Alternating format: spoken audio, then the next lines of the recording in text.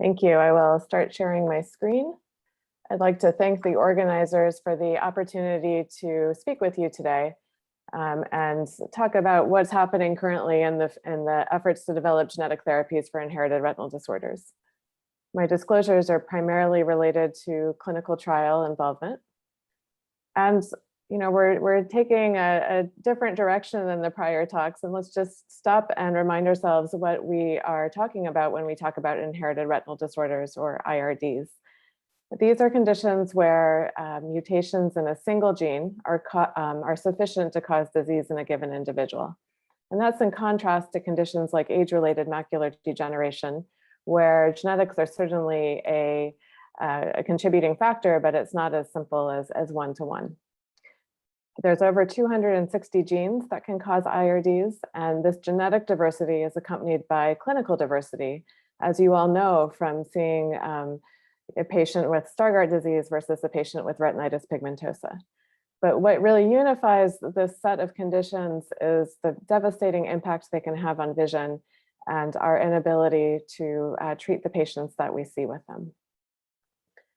There have been significant advances towards treatment just in the last 30 years, though. It was really only in 1990 that the first genes causing IRDs were started to be developed, or recognized rather.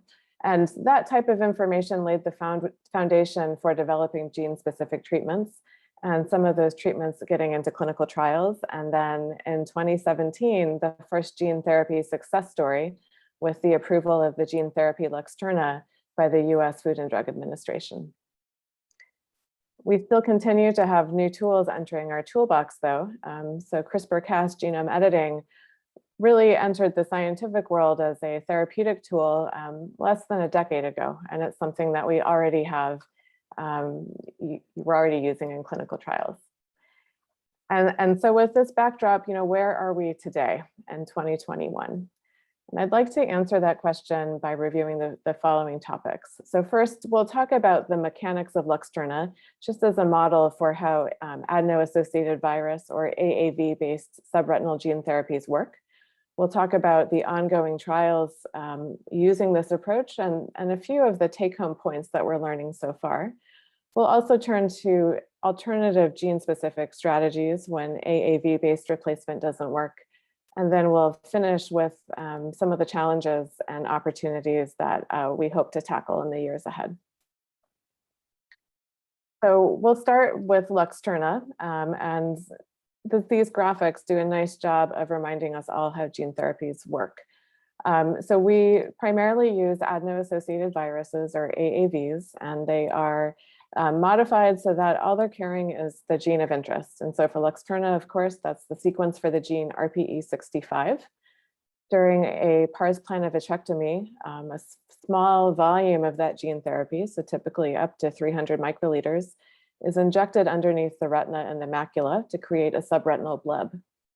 And that subretinal injection, it's quite important because it puts the gene therapy and the virus in physical proximity with the cells of interest. And so for RPE65 and Luxturna gene therapy, that's the retinal pigment epithelium. For some of the other trials, other genes in clinical trials, that's the rods and cones. The virus then does its job as a virus. It infects or transduces the cells of interest and delivers the gene of interest. And when the virus gets into the cell type of interest, it delivers the DNA to the nucleus of that cell. A feature of adeno-associated viruses is that the DNA that's delivered does not enter the host chromosome or genome. Instead, it sits outside the chromosomes as a circular piece of DNA, but its presence in the nucleus enables the production of the protein from that gene. And in the case of RPE65 related disease, the expression restores the visual cycle. And this type of model really forms the basis for many of the trials that are underway. So now in 2021, there are at least 8 genes that are being approached with this AAV-based subretinal gene therapy strategy in clinical trials. And these range from early phase 1-2 efforts all the way to conditions like choroideremia that are well into phase 3 trials, and X-linked retinitis pigmentosa due to the RPGR gene that are starting to enter phase 3 trials or getting there soon. Rather than focusing on each of these trials individually, what I'd like to talk about is what are we learning from them? And I'm going to focus on 2 points, one related to safety and one related to efficacy. So I think on the whole, the favorable safety profile that we saw come out of the early work with Luxturna is being substantiated by the ongoing efforts across that list that I just showed you.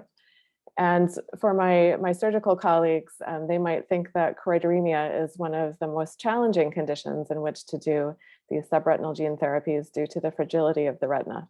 And in this fundus photo and the accompanying OCT, you see images from one of my own patients with choroideremia, and I'm sure you appreciate how thin the retina gets as we leave the fovea and can anticipate the challenges of safely delivering a subretinal bleb to that area. Even here, though, we have mounting clinical data really supporting that these gene therapies can be delivered safely with good visual recovery. So these graphs you see are from 4 patients that were treated in the Biogen-sponsored trial of choroideremia gene therapy.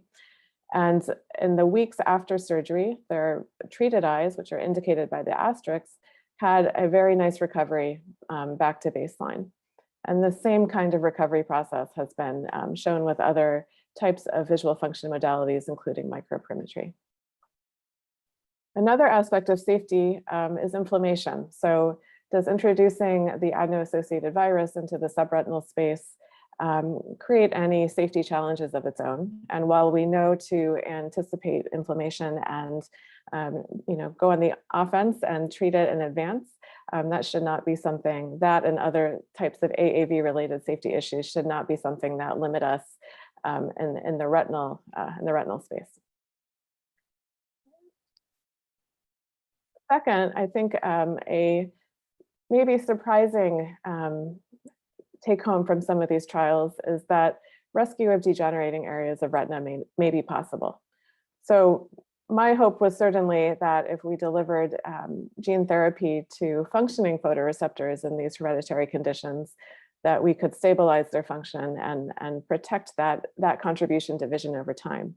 But it may be for that some of these conditions, we can also rescue the function of degenerating photoreceptors that aren't as functional as we would like. And so this data comes from an early publication coming from another Biogen trial, this time gene therapy for X-linked retinitis pigmentosa due to the RPGR gene. And it highlights microperimetry results for 3 patients. They had quite good visual acuity to start with. But as you can see in the baseline microperimetry on the left, very limited macular responses after we leave the fovea.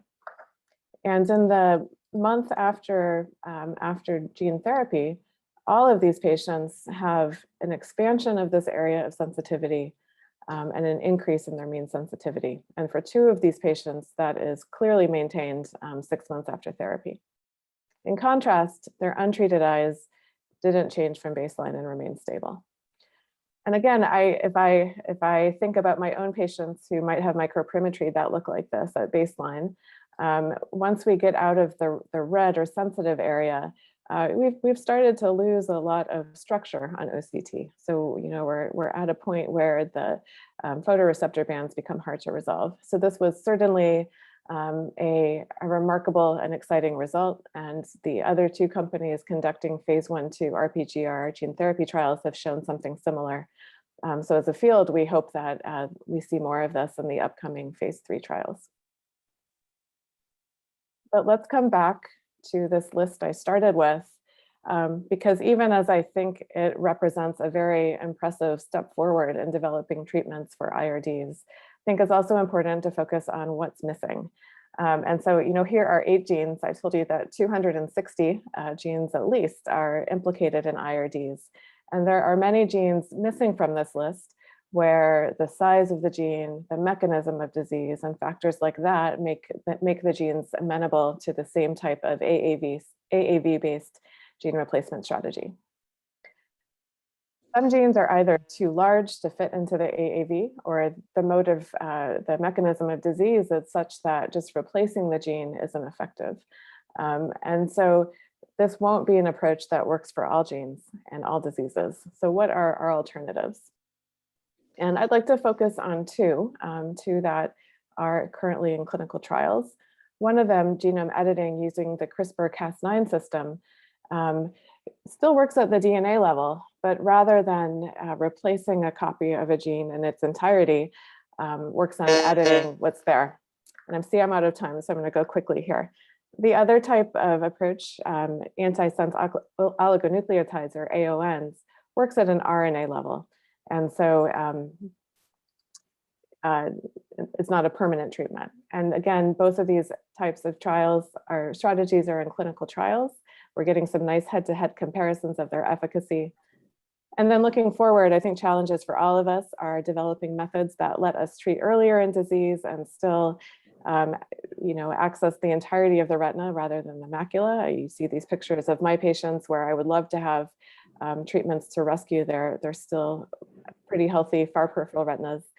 We need efficiency so that even with these mutation-specific treatments, we can work quickly to bring treatments to these patients. And we may need to also look beyond specific gene-based therapies. So with that, I'd like to thank you again for the opportunity to speak and thank the great team that I get to work with at Mass Pioneer.